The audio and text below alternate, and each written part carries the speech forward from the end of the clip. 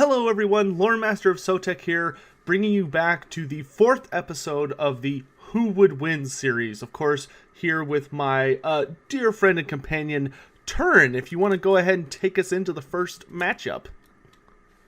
Absolutely, definitely quite excited for this first showdown, and it's been one that I think has been requested in almost every single of the first 3 videos we did. Round 1. So in the first match, we're going to have a showdown between 2 casters, 2 healers. We have the Fey Enchantress. Fey Enchantress.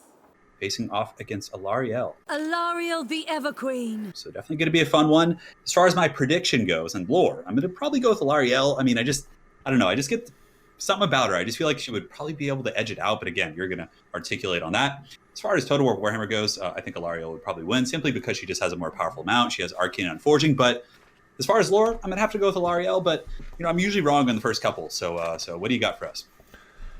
Alright, so this one is pretty interesting because the first thing I want to note about these characters, for folks who are fans of them, is that both of these characters kind of occupy a very similar niche in their respective army, where they're both kind of religious symbols that are also guardians of the land and tend to use very healing or natural magics to defend against unnatural forces like undead or demons and stuff like that.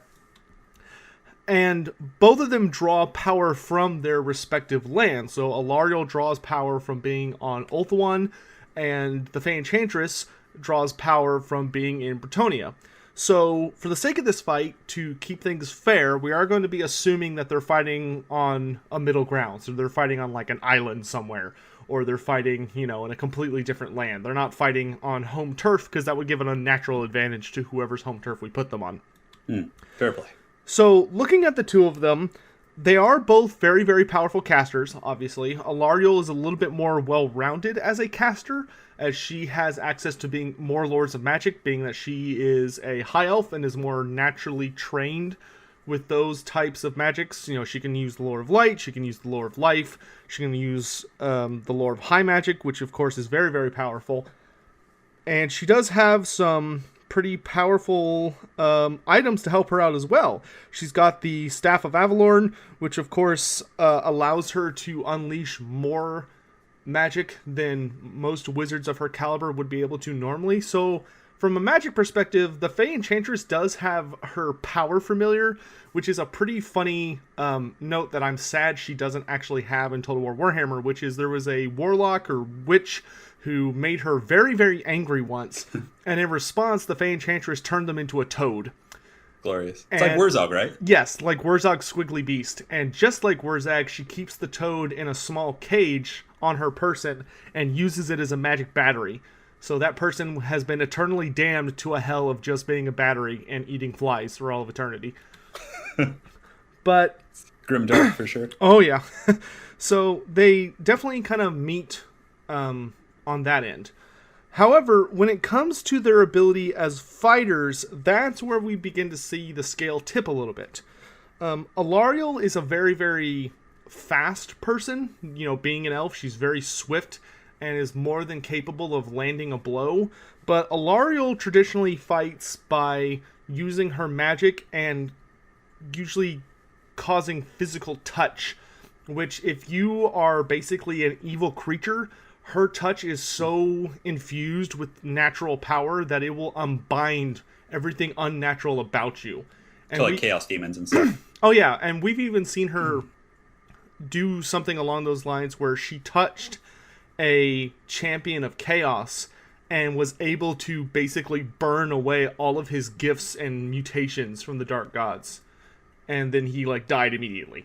So we've seen her use it to some pretty wild things, but obviously that's not going to help against Morgiana Le Fay because she's not a demon, she's not Chaos Aligned, she is a natural creature. So the Bane of Chaos is not going to work too well for Alarielle. And on the other hand, the Fey Enchantress, her notable combat ability is that she is so full of eldritch power that's very ancient and angry that just by looking at you, she can literally kill you by staring at you. She has a literal, if looks could kill ability, where she just gives you this fiery gaze and it just strikes you down and you're just dead. That's pretty overpowered. So that's definitely going to help Morgiana more in this fight. Then, looking at the rest of their items, Alarielle does have some very neat tricks with the Star of Avalor and the Shield Stone, in that she has the ability to heal people around her, and the Shield Stone provides protection, but the Shield Stone only provides protection against non-magical sources. It does not protect against magical creatures or spells or anything like that, so it's actually not going to be helpful in this matchup, because that's the main way Morgiana does her damage. Morgiana, on the other hand, has the Golden Girdle, which is of course a defensive item that she carries on her at all times, that provides a very, very powerful resistance to all forms of damage, and can turn aside even the nastiest of blows with this very weird aura that disorients, kind of freaks out reality and physics for anything that gets too close. And of course she also has the Blessing of the Lady, which is very powerful and potent at protecting her from all sources of harm, kind of turning arrows and cannonballs aside in the air so they whittle past her instead of hitting her. Yeah. And the final nail in the coffin, though, that makes me say this is definitely Fey Enchantress, no question wins, is that her Unicorn Silveron. Most people don't realize that unicorns in Warhammer are horrifying creatures. They are so funny. They are so dangerous. Just like Pegasi, they're actually much bigger than regular horses. Like, kind of like a horse to a Clydesdale. They're kind of like a tier above that. Oh, okay. Pretty serious. They're big creatures. And unicorns in particular in Warhammer Fantasy are notoriously bloodthirsty and mean. That seems so strange, yeah. Like, they're not like Dark Elf horses where they have fangs, but yeah, they're guardians of sacred places, and they will not hesitate to gore you to death with their horns. That's why they have them, is so they can kill you with a magical horn that will rip out your intestines and, fling you into a tree. And what a way to go. Death by unicorn. Oh, yeah. And Silveron is very fast. Alarielle, since we're looking at lore perspectives and the character's original designs for these battles, not their Total War versions, Alarielle does not have a mount. She does not ride a great eagle or a horse. She travels on foot so she can maintain her connection with the land. And she almost always has her bodyguard around her, which won't help her. Granted, if she had the Sisters of Avalorn, then the Fey Enchantress would have brought the Grail Guardians, who would have been way better in this matchup. So it also works in Alarielle's favor. They don't have a bodyguard, but that leaves her isolated. And like I said, Shield Stone does not protect against magical attacks, and that giant fucking horse with the murder horn on its face does magic damage. So Alarielle, just Silveron alone would be enough to kill Alarielle pretty easily. But you combine everything together, and the Fey Enchantress easily stomps Alarielle into the dirt. Wow. A little bit surprised about that one, but it would appear that the unicorn is going to be the saving grace for the Fey Enchantress. Pretty awesome stuff. So you were saying earlier that she has an item as well that can deflect missile attacks, like bows and cannonballs and things like that. Yeah, the Girdle of Gold. Mm-hmm. So I can just see the Fey Enchantress just deflecting a cannonball just onto the face of a peasant standing off to the side. But man, oh yeah, basically. Well, that's exactly how it would work actually, because the Blessing of the Lady only protects knights. Yeah, the lady does not give a damn if you're a lowborn. You can eat that cannonball for all they care. Oh man, that's a pretty funny thought. But there we have it, guys. Round 1, Fey Enchantress taking the victory over the Pigeon Queen Alarielle. Impressive. Give your respect. And I think it's time for round 2, which is definitely a pretty heavy-duty showdown. Round 2. So this is another 2 characters who we've had quite a few requests for here. And we do have Kroq-Gar facing off against Vladdy Daddy. Vlad von Karstein. So, of course, we had Vlad von Karstein. Now, my prediction as far as lore goes, I think I'm going to go with Kroq-Gar in both lore as well as Total War Warhammer. Kroq-Gar obviously has Grimlock. He's very powerful. And Hand of the Gods just feels like something that, both in lore and of course in Total War Warhammer, is out of the 41st millennia, right? It's just like plasma technology. I mean, I feel like Kroq-Gar is going to take this in lore, and that's going to be my go for it. So what do you got for us? Yeah, so before we go in, something that we're doing now is getting a quick analysis from you on how you think this matchup would go in Total War. Yeah, I mean, absolutely. In Total War, I mean, Kroq-Gar, he rides Grimlock. He has great armor piercing values. I mean, Vlad, kind of suffers from what I like to call Wulfrik the Wanderer syndrome, in that he doesn't have like the best armor piercing. And even with Master Beguilement, Kroq-Gar can simply disengage. He's going to be knocking him over. And he has so many good buffs with the swiftness of Itzel, just a very powerhouse duelist. I mean, Kroq-Gar, obviously one of the best duelists in the game in Total War Warhammer. So that'll be my assessment. So I'm going to go with Kroq-Gar in both lore as well as Total War. All right, fair enough. So, looking at the lore, this is kind of a unstoppable force meets immovable object kind of battle. We have Vlad von Carstein, who is one of the hardest to kill individuals in Warhammer lore, because of the very, very famous von Carstein ring, which, of course, is a little ring he keeps around his finger, and as long as Vlad has a piece of himself in that ring, he is functionally invincible. In that, if you kill him, you can blow, like, he's had his head torn off with a cannon. He had the Grand Master of the Knights of the White Wolf rip him literally limb from limb.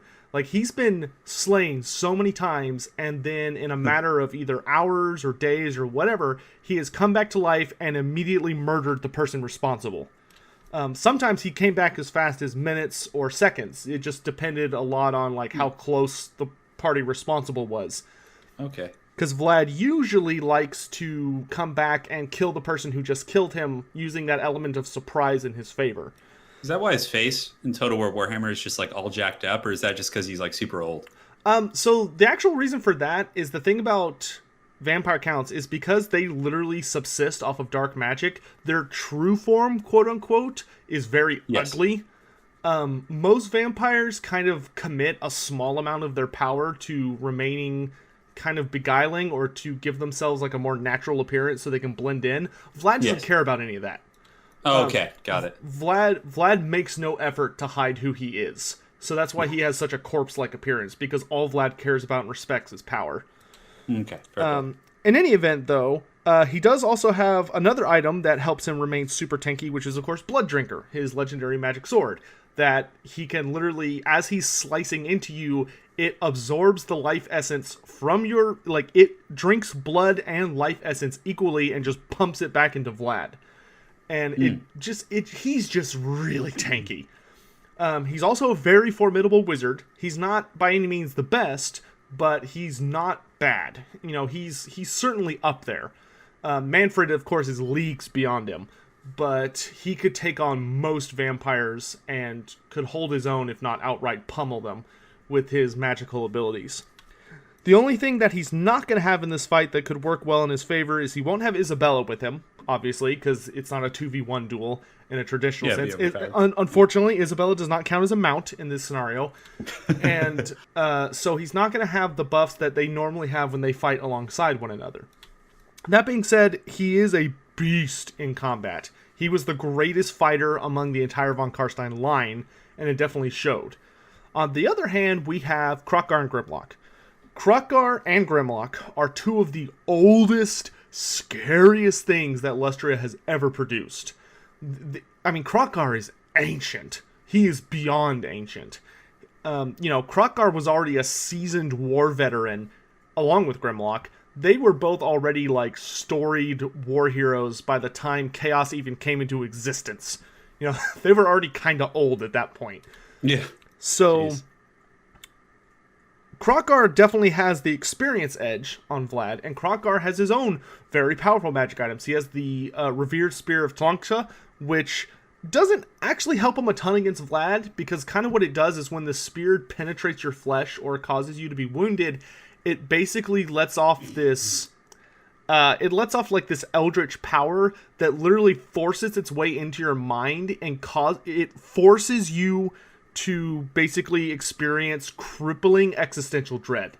Okay. It enters your mind and shows you just how insignificant and tiny and pathetic you are in the face of the great plan. It's a really ugly weapon, but Vlad's undead, so that doesn't really work on him in a traditional sense. It would probably, well, granted, it's a magical spear, so it's going to hurt a lot. Especially with Kroq-Gar wielding it. On the other hand, though, Kroq-Gar does, Kroq-Gar has the Hand of the Gods, which is his super futuristic bionic arm in the fantasy universe. So the Hand of the Gods is a ridiculously powerful item. It is both of the artifacts that Kroq-Gar wields are literal god items that were wielded by old ones who were gods as far as the Warhammer Fantasy world can reckon them.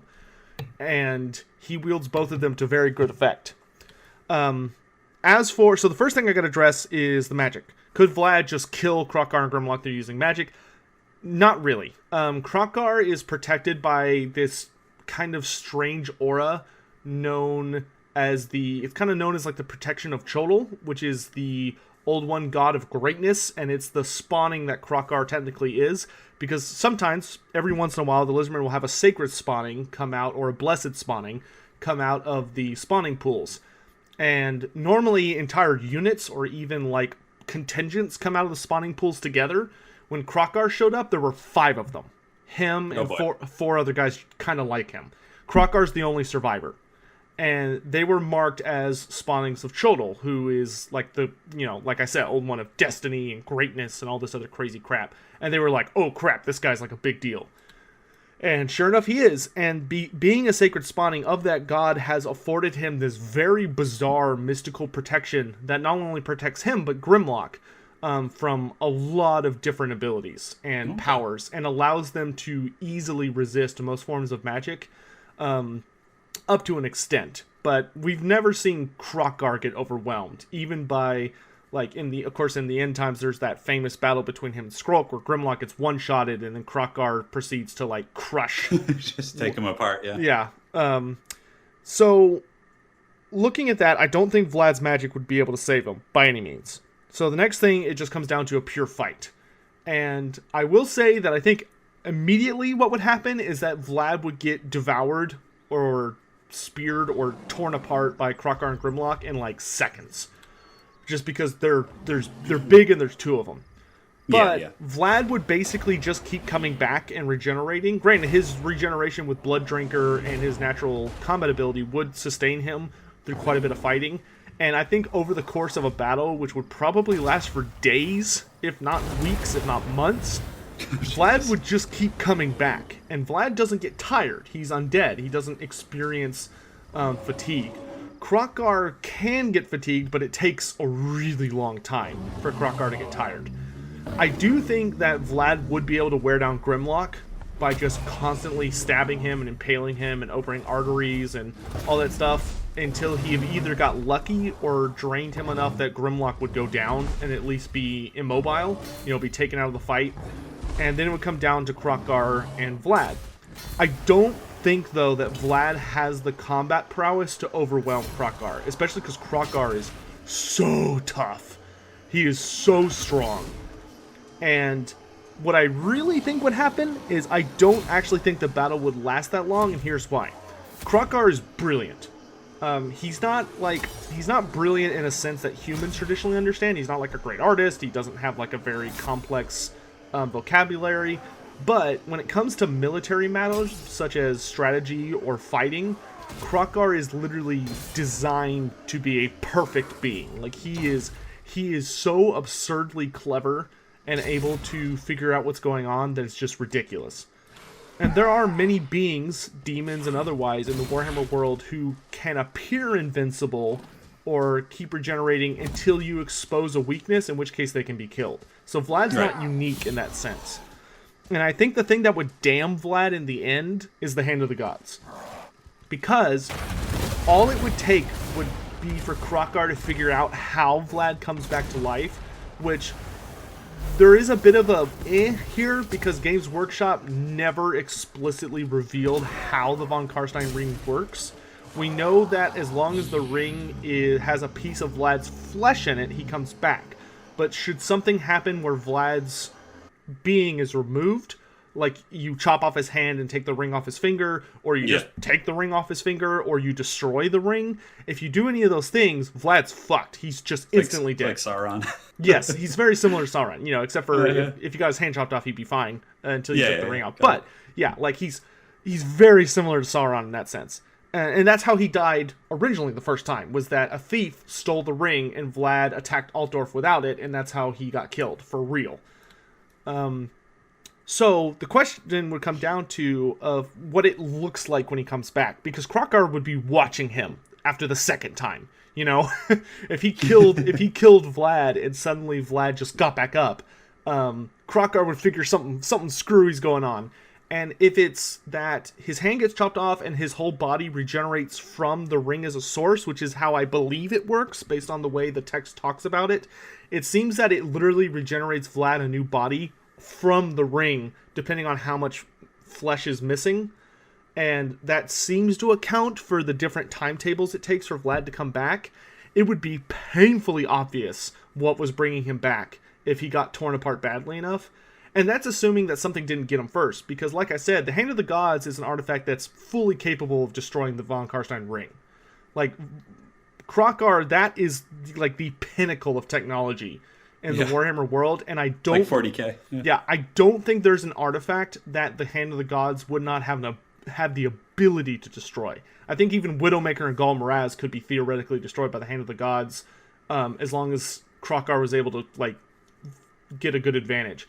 But even if he just used the beams from it to basically unleash the unholy wrath of the Old Ones and obliterate Vlad into ash, if he turned Vlad into ash with it, which he easily could, Vlad's dead. You can't... If he gets turned to ash and that ring no longer has his physical form in it because it's all turned to dust and fell out, Vlad's permadead. If Vlad gets eaten by Grimlock, like literally eaten, and the ring falls into stomach acid, he's probably dead. Like, there are a lot of scenarios in which case Vlad would die and his finger would no longer be on the ring, and if that happens, Vlad is permadead.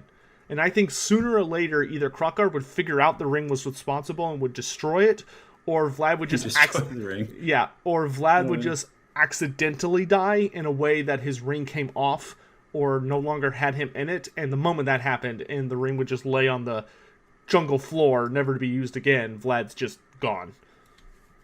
There we go. So, gotta give it to Kroq-Gar. Superb. Fatality.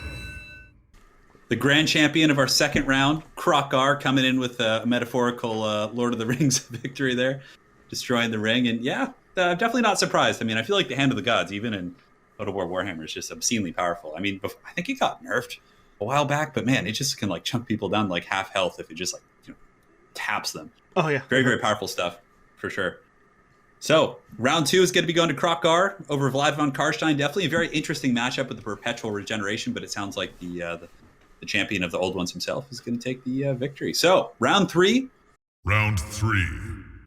I feel like, yeah, this is kind of like the fourth episode here is just a bunch of people that like have just been upvoted in every video. So here is a very fun matchup between Wulfrik the Wanderer Wulfrik the Wanderer. and Lokhir Felhart. Lokhir Felhart. So Lokhir, of course, was added in the most recent DLC, Curse of the Vampire Coast. But as far as lore goes, I'm going to have to go with Wulfrik. I mean, he's the eternal challenger. Just, you know, I haven't read his books or his novels. I've read a little bit on Wikipedia pages and whatnot, but he seems like he's just made for dueling and he just has like a singular purpose, right? Just going in and taking someone out. So I'm going to have to go with Wulfrik there. As far as Total War Warhammer goes, I think if you put Wulfrik on his mammoth, he might be able to pull it out with the Sword of Torgvald and Hunter of Champions. Granted, Lokhir does have the dreaded duelist on his dragon, which I think is called Maelstrom, which I believe, correct me if I'm wrong, but Maelstrom was a Creative Assembly creation, correct? Yes, he is a named mount that is a CA creation, which is bizarre but kind of cool. Yeah, no, it definitely looks really cool. Yeah, I would think that in Total War Warhammer that Wulfrik would probably win on his mightiest mount, which is his mammoth. If he was on foot or his chariot or on a horse, he'd probably lose just simply because Seraphon is a big black dragon. But you know, on his mammoth, even though mammoths aren't meant for monster on monster fighting, I think with Hunter of Champions and the Sword of Torgvald, he would certainly win. But that's going to be my guess. So as far as lore goes, I'm going to go with Wulfrik. He's one of my favorite characters. I think he's really cool. So what do you got for us? All right, so this one is a lot less complicated than the other ones we've been dealing with today. We have two, Yeah. we have two kind of elite duelist characters with fairly different fighting styles, who are also the Sea Reavers of their respective race. Lokhir Felhart, of course, is the Lord of the Blessed Dread and one of the greatest Dread admirals of or Fleet Masters, as they're called, of the Dark Elves, and he specializes in raiding, but does not mind leading from the front. And he, of course, has his Davy Jones helmet, the Kraken Helm, which funny enough, Lokhir is very much a raider in that all of his items / artifacts he has stolen from other nations. and basically just put them to use. The Kraken helm and the red blades included, because the red blades were a statue of the god. I think it was Gilgadresh, not instead of Gilgamesh, but it was a statue from End of their legendary red iron, which is like their super metal, and he melted it down and made it into 2 swords so you could kill people with it. But on the other hand, we've got Wulfrik, who of course was a mighty Norscan champion / hero in their sense of the word, but he boasted so much and so often that after drinking, I believe it was like 8 kegs by himself. Just doing keg stands up in Norska. Yeah, he got super drunk one night and boasted that there was no creature in this world or the next that could beat him in a battle. And the Dark Gods were like, "Oh, is that so?" And so they cursed him to eternally wander the earth without rest, challenging the greatest champions of every race, creed, type, animal, whatever, until he eventually dies. And That's brutal. as a gift to help him along his eternal damnation, they gave him what's known as the Gift of Tongues, which is that he is able to, whenever he sees something he wants to challenge, he is able to perfectly articulate a masterfully crafted insult in a language that thing understands, that is designed to make them so enraged that they will attack him and meet his challenge. He's So- like aunt.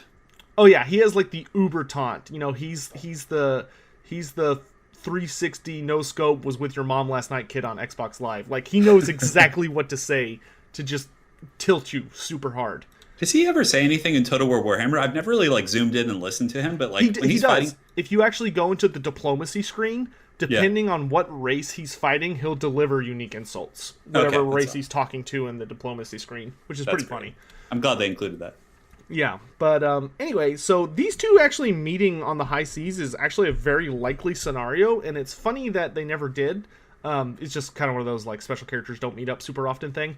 But Wulfrik is of course the lord of his ship Seafang, which is a chaos ship that does not sail through the seas more often.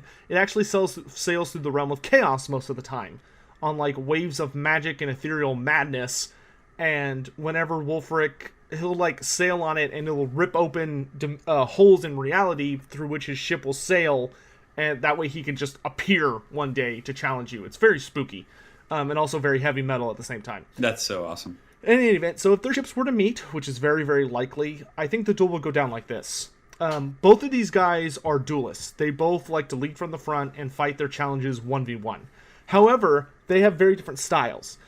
Wulfrik wears very, very heavy plate chaos armor and has a huge tower shield, and of course the Sword of Torgald. And he is a champion who he's all about bulk and being very, very skilled, strong, and tanky.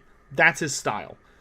Lokhir, on the other hand, is very, very fast, and he specializes in this really bizarre style of battle that's super swift and skilled, and it's designed to confuse you before he basically beguiles you with crazy swordplay and kills you. However, there is an unfortunate difference that seals the deal of this battle. Wulfrik explicitly fights alone against dragons, sea monsters, champions, demons. He has fought all sorts of crazy, powerful monsters and champions from all over the world, which is a huge plus in his favor.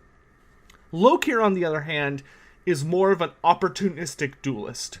The way he likes to fight is during raids, he will locate the enemy champion, and he has this basically daring leap style, where the way he likes to fight is he will fight nearby his target, and then while they are distracted, he will perform this freakish leap of ability over the heads of everyone between him and his target, and basically come down on them when they aren't expecting it and decapitate them or stab them in the back or something like that. It's a very dark elf strategy. Yeah, backstabbing. However, in the rules of the Who Would Win series, it's always explicitly a one-on-one. So Lokhir does not have the ability to use the confusion of a mass combat to his aid. I mean, even if you read stories involving Lokhir Fellheart, his preferred style is that he'll basically, if you're dueling him, he'll start swinging for you, you'll raise your whatever to block, and he'll twist in the middle of his strike to instead impale the guy next to you, who thought he wasn't in danger because he's like, oh, they're fighting. But that's not how Lokhir fights. He likes to use the confusion of battle to basically tear people apart by fucking with their expectations of what's about to happen. But in a pure one-on-one fight, Wulfrik easily exceeds in that particular matchup. And no trickery is going to work on Wulfrik. He has fought elves and demons and all sorts of other, and wizards and things that use trickery and magic and illusions, and Wulfrik just doesn't care. He just beasts through it until he gets a hold of you and just crushes your head between his hands. And just straight up the mountain from Game of Thrones. Yeah, and as much as I think the Kraken Helm is neat, it would not allow Felhart to regenerate fast enough to outpace the damage that Wulfrik would do to him. There's, like, if Wulfrik got his hands on Lokhir, like, managed to grab him for even a second, Lokhir's dead. He is so dead. His armor's not nearly as heavy, and Wulfrik literally has the strength to just bring Lokhir in for a bear hug and just snap his spine. That's so awesome. So I'm gonna give this to Wulfrik, the Eternal Challenger. Excellent. Brutality. Well, there it is, guys. Round 3, Wulfrik, the Beowulf, Chaos Beowulf, as we'll call him here, going to be taking the victory over Lokhir Felhart. Definitely not surprised there. I mean, I think the way you articulated it was perfect, right? Wulfrik is just a duelist, right? A focused, and as you said before, he's kind of like the Terminator, right? He just like sees something, he goes for it, he finishes it, and he's not going to fall for any of that Dark Elf treachery. So there we have it. Round 3 is wrapped up, and round 4 definitely is going to be one of my favorites here in this episode. Round 4. We have Morghur the Shadowgave facing off against the Green Knight. So, from a lore perspective, I think I'm going to have to go with the Green Knight just because I don't know too much about either of these characters other than what I've seen in Total War. And the Green Knight's just such a cool, like, thematic character. So I'm going to go with him with lore. In Total War Warhammer, it's a tough one. I mean, I think if you're fighting in the forest, I think that the Green Knight might be able to win because he does have that conditional healing dependent on him being in the forest. And he does also have the Dolores Blade and his abilities for charge in the forest. So in the forest, I think he would probably take the victory because his physical resist would really help against Morghur, who I believe just does poison damage. I don't think he does magic. So, but if in open field, Morghur would probably be able to win. It'd be a very close fight. But yeah, I would say the Green Knight might have a slight edge. But open field, maybe Morghur. But as far as lore, I have no idea. So please enlighten us. What do you got for us? All right, so this one is really, really, really fucking hard. First thing is I have to add a caveat to this battle. Both of these guys cannot technically kill each other. Morghur is more of like Morghur's kind of like this force of chaos. He's basically entropy and mutation embodied. He's more like a god or a demigod. But the way he works is the way he manifests himself in the Warhammer Fantasy world is he basically takes a physical form which we understand as Morghur. And Morghur is basically this godlike force, like one of the Chaos Gods, stuffed into a single body.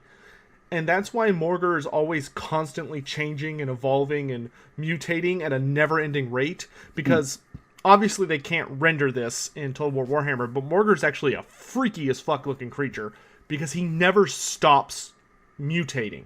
His body is constantly flowing and growing new limbs, losing limbs, popping out eyeballs, mouths are opening up and screaming, and the only thing about him that's consistent is that he always has a giant crab claw arm, and he always has his skull weave, which is that weird, like, dreadlock thing coming off of his head. Got some Rasta action. And the way that actually works in the lore is he has, like, this long, weird hair thing with this, and there's a bunch of skulls woven into it.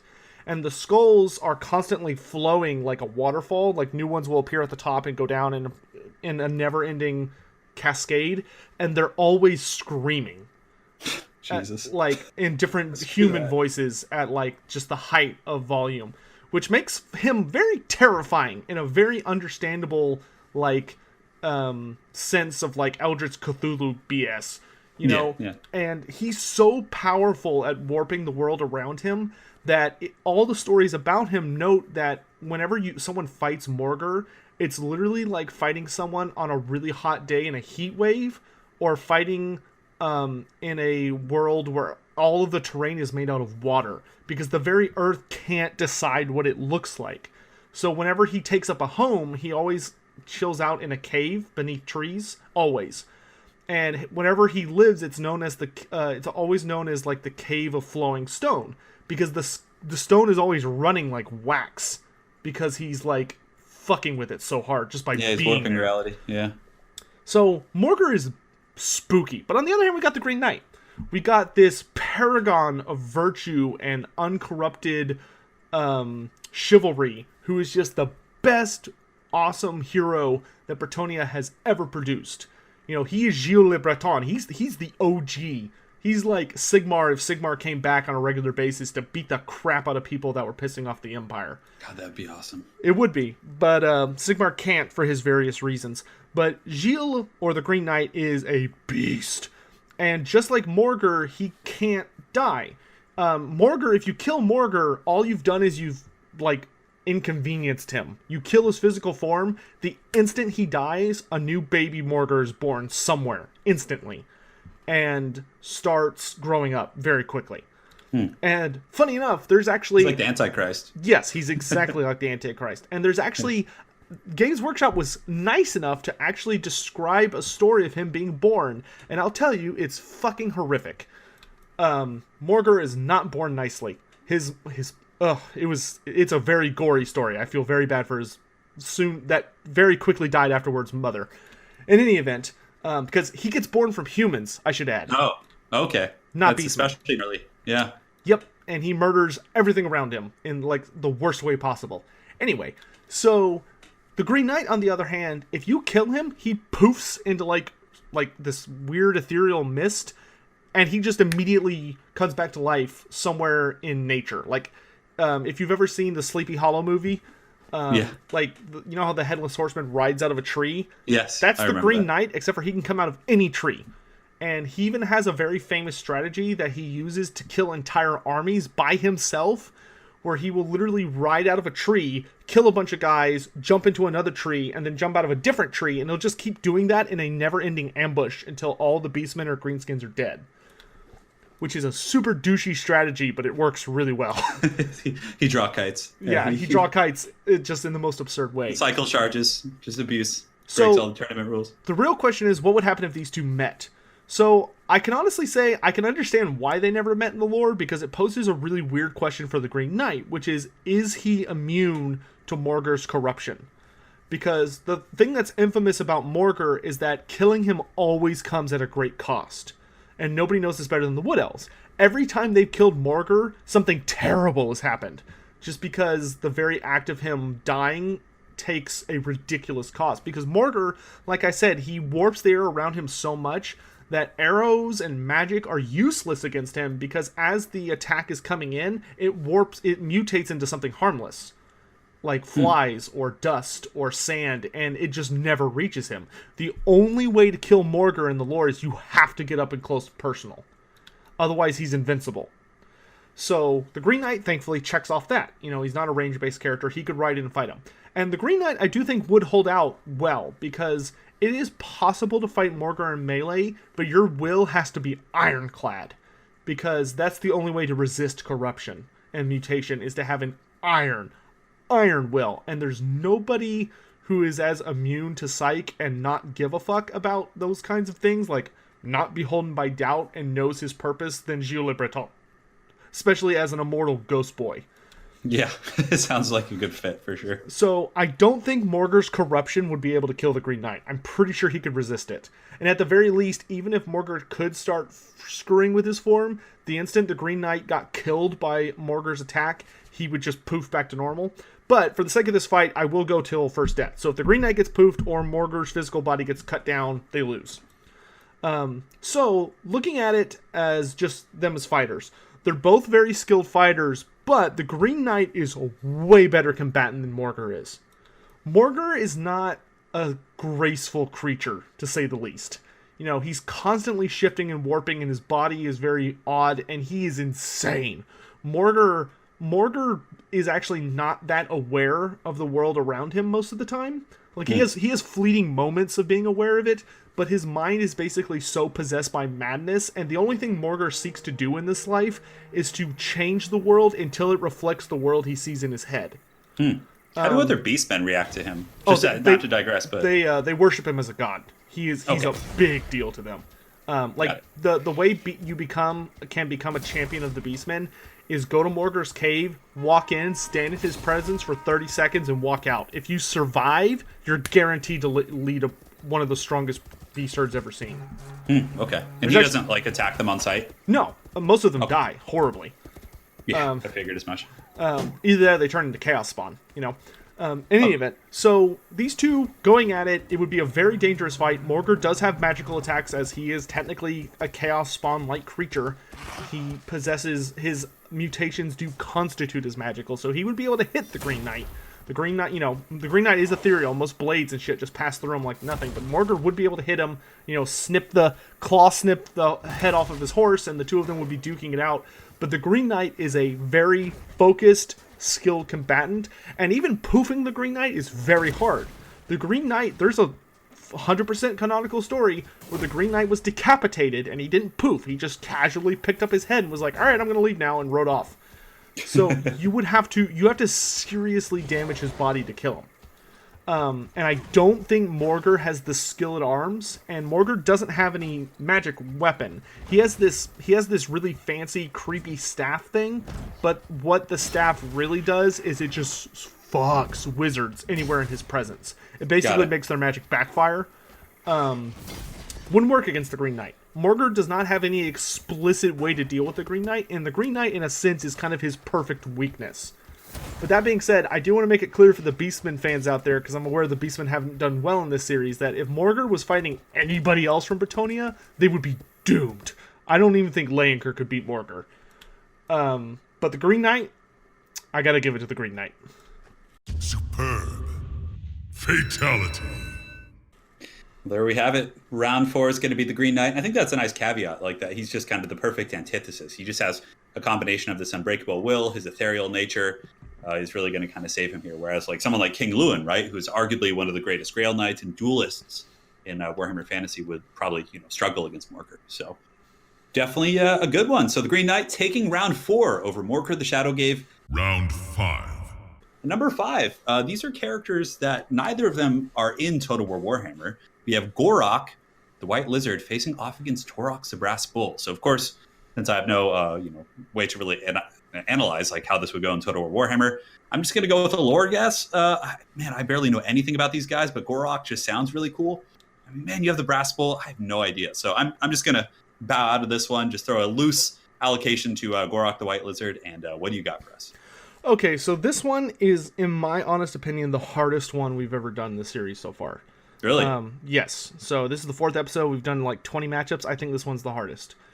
And I lied earlier when I talked about Kroq-Gar and Vlad as the impervious defense, the unbreakable defense versus the unmovable object versus the unstoppable force. This is the crux of that. So, as a quick rundown, Taurox the Brass Bull is basically the Minotaur, or the Doom Bull special character. He is this colossal Doom Bull who was so bloodthirsty that he slaughtered his way just without end across tons of the Reichland and Bretonnia and a bunch of other places. He killed dwarves, men, wood elves, everybody, until Khorne was so impressed that he sent one of his his heralds to talk to Taurox. And the moment the herald showed up, it made eye contact with Taurox, and Taurox got so offended that he immediately stomped forward and bit off its head. That's so awesome. Oh yeah, and so heavy metal. Taurox started devouring this demon without letting it even say a word, and it caused him to go into a blood frenzy where he basically rampaged for, I think it was weeks without end. He basically rampaged until he died from exhaustion.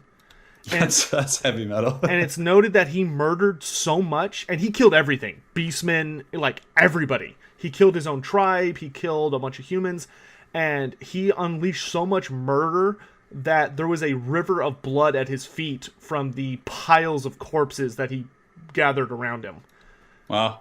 Did he fight any great champions in that time, or is it kind of like... it's insinuated heavily that he did, but the thing is he was in such a blood craze, he didn't know what he was killing. He just killed indiscriminately until there was nothing left to kill and he died. But Khorne was so impressed that the blood river started to boil and it flowed over him and it rebirthed him. And he came back to life as a completely brass-covered Doombull. So he's covered in magical brass armor that's impervious to anything not, that doesn't hit super hard. Yeah, and his only weakness is that there's a small little hole at the base of his throat because Khorne was insulted when he ate the Herald. So he purposely left him with a vulnerability spot. But he's got these 2 rune-covered axes, and he can belch fire, and he's nasty. He sounds pretty OP. Oh, he's terrifying, and his charge is legendary. You think a chariot's gonna hit you hard? Nah, fuck that. Taurox is gonna hit you hard. Yeah. On the other hand, we've got Gor-Rok. Gor-Rok is the strongest Saurus ever produced. Ever. Stronger than Kroq-Gar? Stronger than Kroq-Gar. Wow. He is huge. He is like if Kroq-Gar is fairly on par with most Saurus. He's a little bit bigger because he's older, and when Saurus age, they get bigger. Typically, they don't get bigger in size, but their armor gets heavier. They get more scales. They size up a little bit, and they just get stronger because Saurus are like greenskins. They don't follow the laws of nature. The older they get, the stronger they get. Got it. Gor-Rok is big. He is like a Saurus and a half. He is almost more like a Kroq-Gar than a Saurus. He's so big. Would you say he's the same size as Taurox? He's not quite as big as Taurox. Taurox is fucking huge. But because Doombulls are much the same. The more they eat, the bigger they get. Because the way you actually get a Gorgon is you have a Doombull who commits so much cannibalism that he basically just keeps growing and growing and growing until he becomes a giant. Literally the size of a giant. Because he just can't stop eating. Got it. In any event, so Gor-Rok, though, is noted for being so fucking tanky, it's stupid. Gor-Rok was given a shield that was basically, there was a eruption of a volcano in Lustria, and there was this giant, and it's like a sacred volcano to the old ones and to the lizardmen and stuff, and the lizardmen found this giant slab of volcanic rock that was so heavy I think it took 40 Kroq-Gars to pick it up and carry it. Yeah. And they brought it back to Itza, which is where Gor-Rok is from, and over the generations of skinks, which skinks typically live for about 100 years. Oh, wow. So they have kind of our lifespan, generally. Skinks over generations made a shield out of it. And this thing is so big that the only Saurus who can even lift it is Gor-Rok, and he uses it one-handed. And in his other hand, he carries the Mace of Ulamok, which is a sort of sentient mace that seeks out enemy weak points. No, well, this is spelling something already. But, and the thing about the shield is that the shield is stupid. It is literally impervious. Gor-Rok, his preferred fighting style is he'll go out ahead and something will charge at him and he'll just slam his shield into the ground and it's basically just like a wall of titanium. And there are numerous stories about chariots and monsters charging him and they hit the shield and the chariot just explodes or the monster snaps its neck because it just crumples. Yeah, because the shield just doesn't budge. And Gor-Rok is very, very, very tough. He is a Saurus who is his body is covered in scars because he's not invulnerable, but he just won't die. He's been impaled, he's been scratched, he's been bitten, he's been blasted by sorcerous magic, he's been all this other shit, and he just never responds. He just keeps going until you're dead. And the most famous story of his is when he fought a dark elf general who Gor-Rok threw his shield down when the general was charging him. Cold One chariot. It exploded when it hit the shield.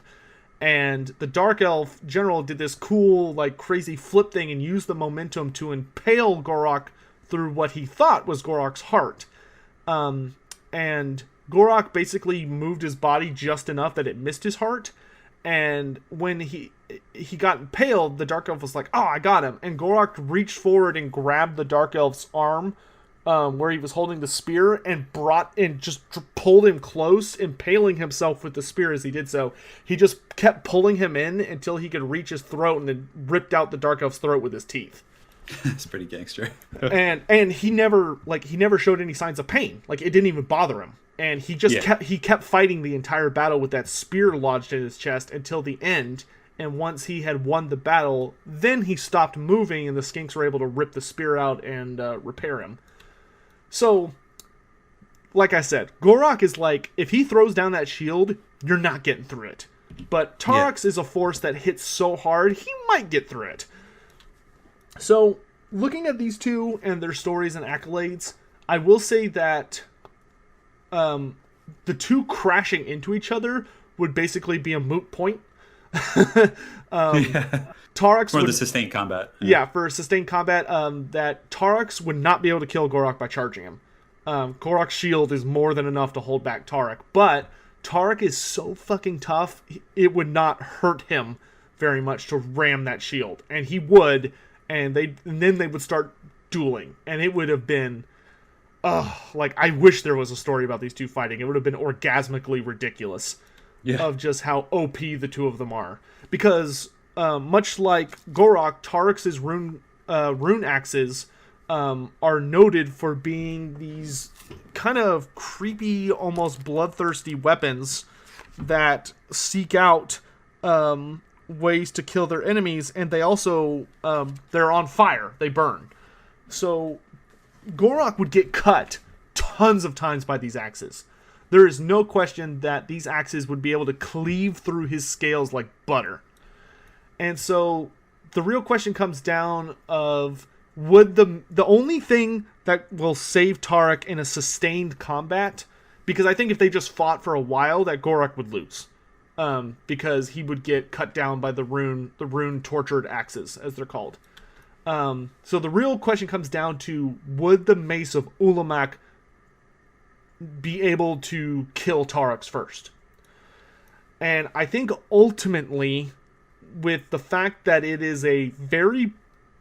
And I say this with a caveat of, I think Taurox wins if the Mace of Ulamak is not as weird as it is.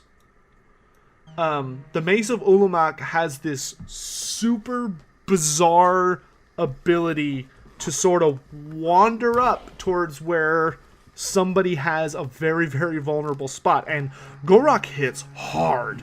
You know, he's not a pussy when it comes to swinging his mace around. You know, he hits like a truck. And it literally 100% lore accurately states that the Mace of Ulamak is guided by a supernatural force of the Old Ones. There is some being that still, or an echo, you could say, of the Old Ones, that still exists that guides the mace to where it needs to go. And because of that, I feel 100% confident saying that that mace would go, eventually, it would find an opening, and it would be like right for that weak spot. Now, is the weak spot on Taurox, is it kind of like is it like a small hole, or is it like kind of a broad, like just a broadside of just exposed flesh? No, it's notably kind of like a circular hole, and it's just big enough that I'll put it this way: it's small enough that shooting it while Taurox is holding still would be difficult. But what it is, and that makes the story so important, is it's explicitly a spot on Taurox's body that if he is hit, will kill him instantly. Oh, so it's like an Achilles heel, basically. Yes, it's Khorne explicitly designed it as an Achilles heel. And that's actually how he died in the end times, was Marcus Wolfheart, who's the Hunts Marshal of the Empire, shot him in the throat right there. He just nailed him with an arrow and killed him. And I think the Mace of Ulamak is literally the perfect weapon to do the same thing in close combat. I think whatever force is behind that would guide it up. And the Mace of Ulamak, if you ever look at it, is a really nasty club. It's like this big jade club, but it's got all these spikes along it.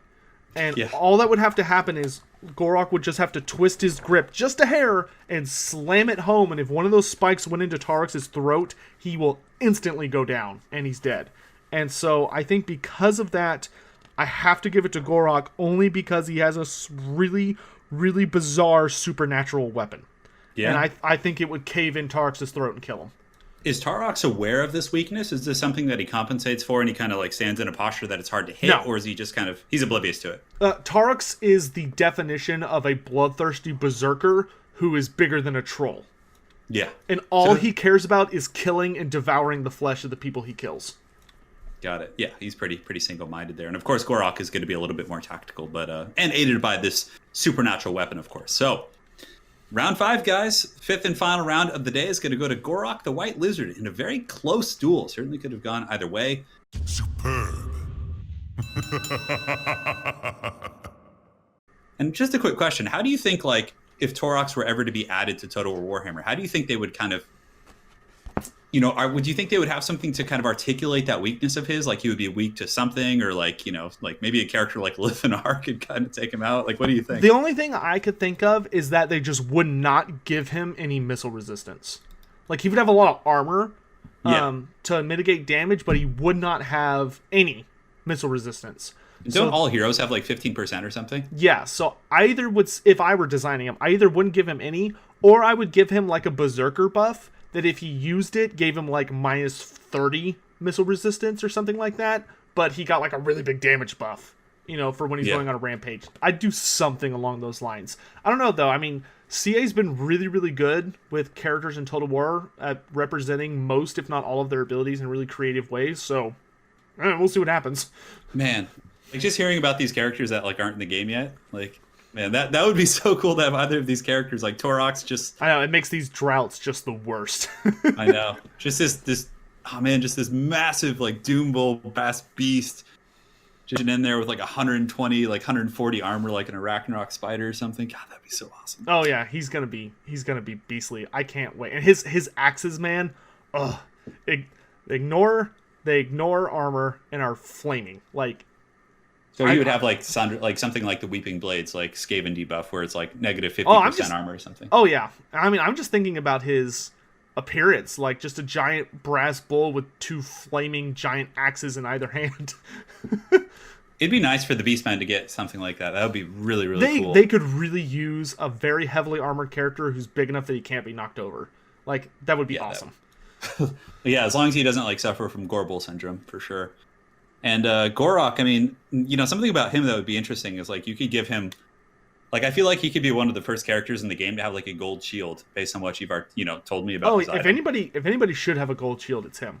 Because that gold shield is like, I know you can buff characters up to it, but what is the block chance of it? Is it like 85% or something? I think so, because silver is 55. 55, and bronze is 35, 25. It's like 70-80% plus. I mean, it would be.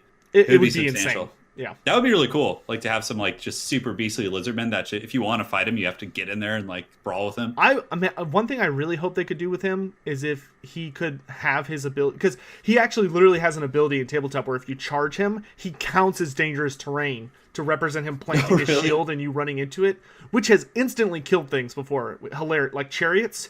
If a chariot rolls a 1 when trying to charge Gor-Rok, it blows up. Does he have a cool model? Yes. Yeah, if you haven't, you should look up his model is huge compared to most Saurus. Man, and his shield is amazing looking because they put 2 giant metal spikes on the front of it so he can just punch people with it and fucking like kill them. It's great.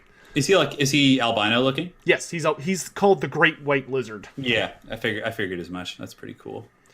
Well, or if you play Age of Sigmar, he's the Sunblood model. For those okay. So he transitioned to the new Seraphon army? Yeah, all the Lizardman special characters did. They just have generic names now instead of just the right ones. And just the poor Tomb Kings and Bretonnians just in there. We're not going to talk about that. We want to end on a positive note. Anyway, thank you all for watching. Hope you guys appreciate the video. We'd love to read y'all's matchups down below. We tried to get in a lot of the requested characters this week. Most, if not all of these characters were heavily requested. I think all of them were. But, hope you guys enjoyed it. We will be back next time on Turn's channel, and there will be a special type of edition. This video was much longer than our usual ones, but whatever. It was fun. I had a good time, man. Thanks for having me. Oh, yeah. So we'll see you guys next week. And with that, if Turn wants to have any closing remarks, I think we're good to go. No, just looking forward to the next one. We'll have, like Sotek said, we'll have a little special challenge. Perhaps it could be something a little bit out of the ordinary. So stay tuned, guys, and thanks for watching. All right. Have a good night, guys. Bye.